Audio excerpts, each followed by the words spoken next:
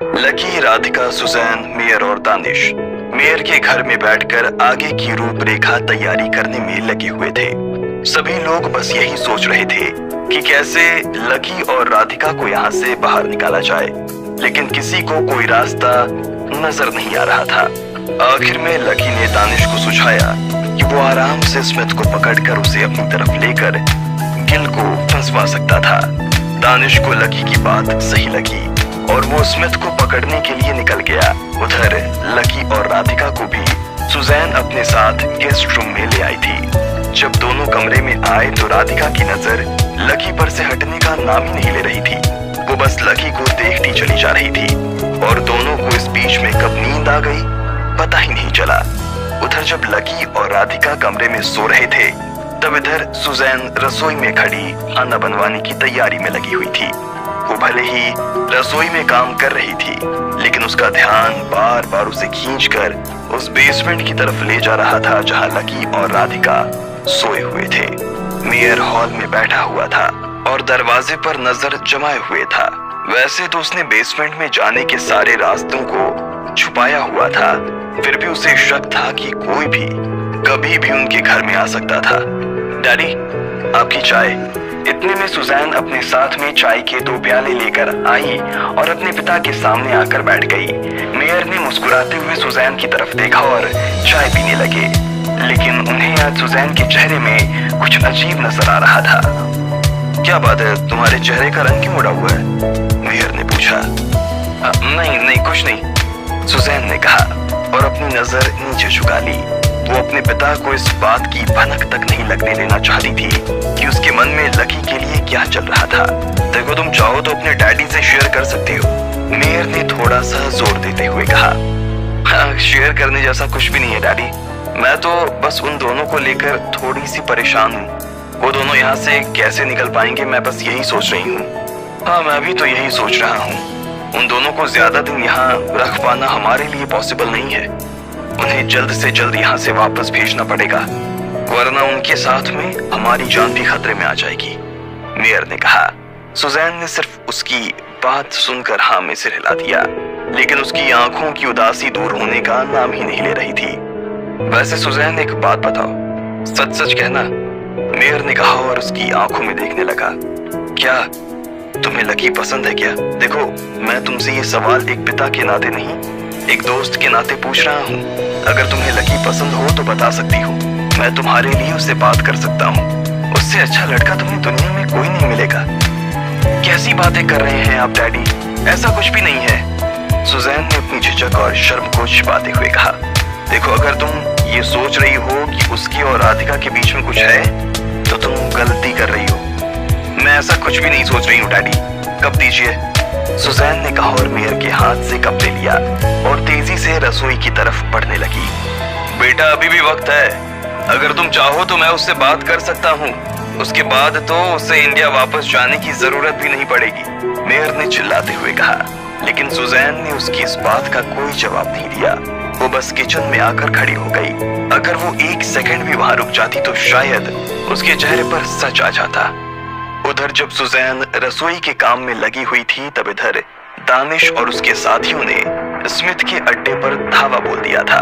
उसने तुरंत अपने कुछ खुफिया सूत्रों से इस बात का पता लगाया कि स्मिथ कहाँ है और फिर उसके अड्डे पर पहुंच गया। स्मिथ खुद गिल से मिलने के बाद अपने अड्डे पर आया ही था।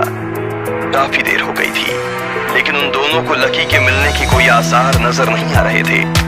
ऐसे में जैसे ही स्मिथ ने दानिश को देखा तो वो हैरान हो गया। क्या बात है, तुम फिर से? अब की बार क्या ढूंढ रहे हो? जो ढूंढ रहा हूँ वो मेरे सामने ही खड़ा है, डालो इसको गाड़ी में, दानिश ने कहा और अपने हवलदारों को उसकी तरफ बढ़ा दिया। अरे अरे, किस खुशी में? मैंने क्या किया? अरे अरे, छोड़ो मुझे, कहाँ लेकर जा रहे हो? छोड़ो मुझे, छोड़ो, स्मिथ ने कहा। वो जाना नहीं चाहता था, लेकिन दानिश के हवलदार उसे घसीटते हुए ले जा रहे थे। उन्होंने उसे जीप में बैठाया और सीधा पुलिस स्टेशन जाने के लिए रवाना हो गए। उधर जब दानिश ने स्मिथ को उठा लिया था तब इधर गिल और उसके आदमी स्मिथ के लोगों के साथ मिलकर लकी को ढूंढने के लिए शहर का चप्पा चप्पा छान चुके थे। उन्होंने एक भी कोना ऐसा नहीं छोड़ा था जहां से उन्होंने लकी से जुड़े सुराग को ना ढूंढा हो। बॉस, मैंने पूरे रेलवे स्टेशन ढूंढ लिया, लेकिन मुझे कहीं उसका पता नहीं मिला। हाँ बॉस, मैंने भी सारे बस वालों से पूछ लिया, लेकिन किसी ने लकी और राधिका जैसे लोगों को अपने इलाके में देखा ही नहीं।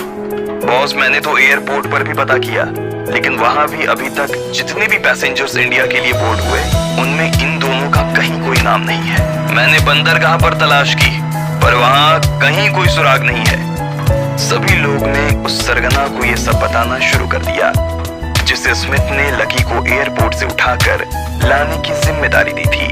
उससे पहली बार में बेशक लकी को पहचानने में गलती हुई थी, लेकिन इस बार वो कोई गलती नहीं करना चाहता था।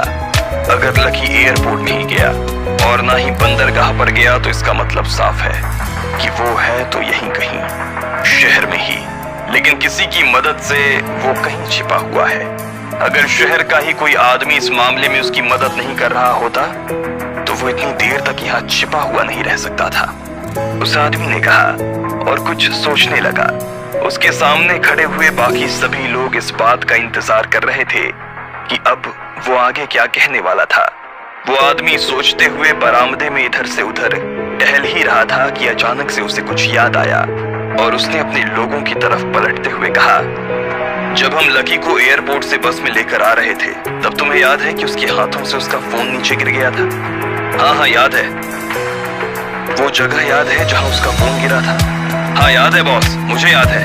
बहुत बढ़िया, तो जाओ और उस फोन को ढूंढ कर लाओ। शायद अब उसका फोन ही हमें बता सकता है कि लकी अभी कहाँ होगा। उस आदमी ने कहा।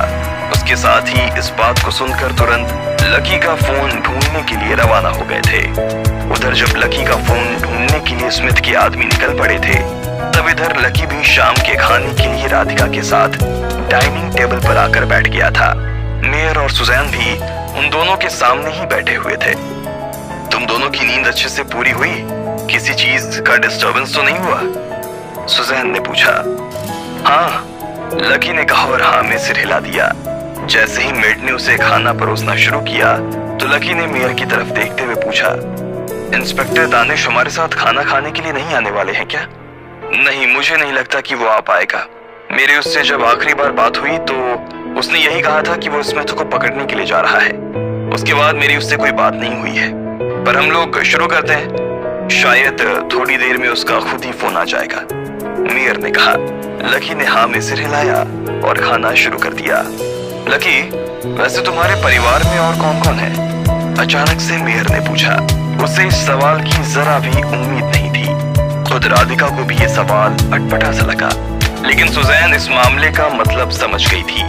जैसे ही मेयर ने उससे ये सवाल किया, तो सुजैन उसे घूर कर देखने लगी। मेरे घर में मेरी मम्मी है, पापा हैं, दादाजी हैं, चाचा हैं, चाची हैं, भाई बहन हैं और भी बहुत से लोग हैं। हमारा बहुत बड़ा परिवार है, लकी ने कहा। और बीवी, मेरा मतलब है तुम्हारी वाइफ? मेयर ने पूछा। ये सुनते ही सुजैन का हाथ रुक गया। वो नहीं चाहती थी कि मेयर लकी से उसके बारे में कोई बात करे, इसलिए उसने बात घुमाने के लिए कहा, लकी, ये चावल मैंने बनाए हैं। इसकी स्पेशल रेसिपी है जो सिर्फ हमारे शहर में पाई जाती है, पूरे ऑस्ट्रेलिया में। वो ले लेगा सुजैन, अभी उसकी थाली भरी हुई है, तुम रख दो, वो मिड सर्व कर देगी। मेयर ने सुजैन को बीच में ही रोकते हुए कहा और फिर लकी की तरफ देखने लगा। लकी को उसकी आंखों में वो सवाल नजर आ रहा था जो उसने अभी पूछा था। लकी ने भी उसकी आंखों में देखा और कहा, मेरी कोई बीवी नहीं है। क्यों, शादी नहीं करना चाहते हो क्या? नहीं, ऐसा नहीं है, लेकिन अभी नहीं, लकी ने कहा। अच्छा, मैं तो बस इसलिए पूछ रहा था क्योंकि मेयर ने कहा। लेकिन इससे पहले कि वो अपनी बात पूरी कर पाता, सुजैन ने उसके पैर पर अपना हाथ रख दिया। जैसे ही मेयर की नजर सुजैन से जाकर मिली, तो सुजैन ने ना में अपना सिर हिला दिया। वो नहीं चाहती थी कि इस बारे में आगे अब कोई भी बात हो। मेयर ने अपना सिर झुकाया और कहा, मैं तो बस इसलिए पूछ रहा था ताकि मैं ये जान सकूं कि इंडिया में इतने बड़े परिवार एक दूसरे के साथ कैसे रह लेते हैं। हमारे यहाँ तो बच्चे माँ बाप के साथ, बीवी पति के साथ और भाई भाई के साथ भी रहना पसंद नहीं करता, है ना सुजैन? मेयर ने कहा और सुजैन की तरफ देखकर मुस्कुरा दिया।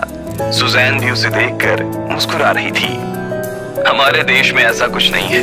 हमारे लिए सबसे पहले हमारा परिवार आता है। परिवार से बढ़कर हमारी जिंदगी में कुछ नहीं है।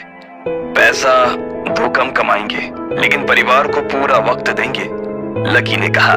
राधिका ने भी उसकी बात पर हाँ में सिर हिला दिया और उन लोगों में इंडिया और ऑस्ट्रेलिया के बीच के अंतरों की बात होने लगी। सुजैन बीच बीच में अपने आप को लकी की तरफ देखने से रोक नहीं पा रही थी। खाना खाने के बाद में लकी और राधिका फिर से अपने कमरे में आ गए थे। लकी ने दरवाजा लगा लिया और राधिका ने उसकी तरफ देखते हुए कहा, लकी, मुझे नहीं लगता कि हमें ज्यादा दिन तक इनके साथ रहना चाहिए। हम कब तक इनके सिर पर बोझ बन सकते हैं? तुम्हारी बात सही है राधिका, मैं खुद इन्हें परेशान नहीं करना चाहता हूँ, लेकिन इसके अलावा मुझे कोई चारा नजर नहीं आ रहा है। जब तक सब कुछ ठीक नहीं हो जाता तब तक हम इस देश से तो क्या इनके घर से भी बाहर पैर नहीं रख सकते हैं, लकी ने कहा। देखो, मेरे पास एक आइडिया है, क्यों ना हम दोनों अपना भेस बदल कर यहाँ से निकल जाएं? मेयर सर जब हमें इतना सपोर्ट कर ही रहे हैं तो हमें 2 फर्जी आईडी प्रूफ तो बनवा कर दे ही सकते हैं। उसके जरिए हम इंडिया पहुंच सकते हैं। तुम कह तो ठीक रही हो राधिका, मेरे दिमाग में ये बात आई थी, लेकिन फिर मुझे लगा कि अगर हम इंडिया पहुंच भी जाएं और हमारे पीछे वहां की सरकार को इस बारे में पता चला तो वो लोग हमें फिर से इन लोगों के हवाले कर देंगे। सरकार हम दोनों के लिए अपने रिश्ते खराब नहीं करने वाली है, लकी ने कहा। राधिका के दिमाग में ये बात तो आई ही नहीं थी।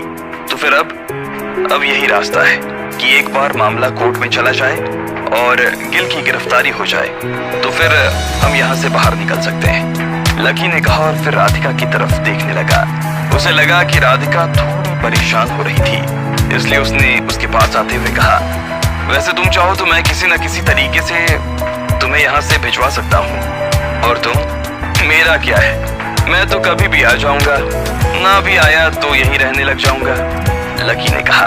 उसके माथे पर यह कहते हुए किसी तरह की चिंता नजर नहीं आ रही थी। ऐसे में राधिका को लगने लगा कि लकी ये सब सुजैन के साथ रहने के लिए कर रहा है। वैसे भी जिस तरह से सुजैन उसकी तरफ देख रही थी, राधिका को बहुत बुरा लग रहा था।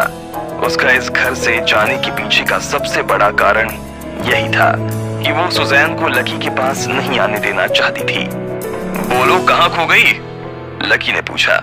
नहीं, कुछ नहीं, मैं तुम्हारे बिना कहीं नहीं जाने वाली हूँ लकी। अगर हम रहेंगे तो यहीं रहेंगे, साथ में, राधिका ने कहा और लकी की तरफ मुस्कुराते हुए देखने लगी। इधर लकी भी बिस्तर पर आया और उसने टीवी चालू कर दिया। उधर जब लकी और राधिका कमरे में आराम कर रहे थे तब उधर स्मिथ के आदमी लकी का मोबाइल ढूंढने में लगे हुए थे। उनका सरगना बेसब्री से उन लोगों के आने का इंतजार कर रहा था। वो बरामदे में ही घूम रहा था।